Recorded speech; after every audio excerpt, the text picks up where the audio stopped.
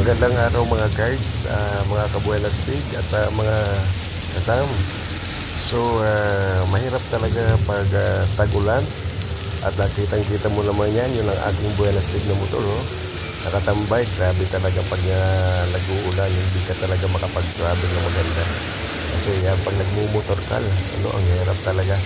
Kaya balang araw at magkakaroon na tayo ng 4 wheels. No? So alisin na natin yung sagabal na ulan, ano?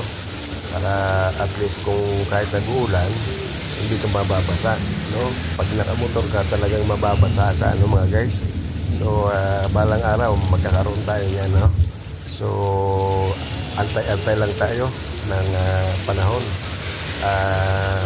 Ito ganito, tignan nyo, talagang tag-ulan talaga ngayon. Ang sobrang tuloy-tuloy ng pag-ulan, araw-araw, ano? So, kailangan natin ng, yan, mga guys. So, ang hirap talaga pag tag-ulan. So, yan. So, kita nyo, yan, diba? So, napakahirap pag umuulan sa pagbabiyahe, lalo-lalo na sa mga nakamotor, ano? Okay lang sa mga naka-4 wheels.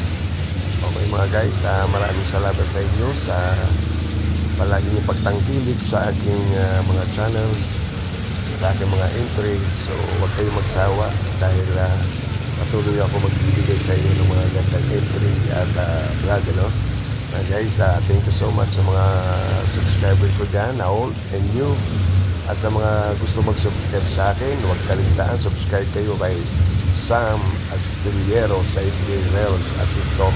At kung gusto nyo po rin mag-subscribe sa akin sa YouTube channel, pag-search nyo lang po ang Buenas Stig TV, no? Yung Buenas Stig TV, pinumbayin ko po yun ang apelyido ko, dalawang apelyido ko po kasi ay Buen sa mother side at sa aking father Astillero.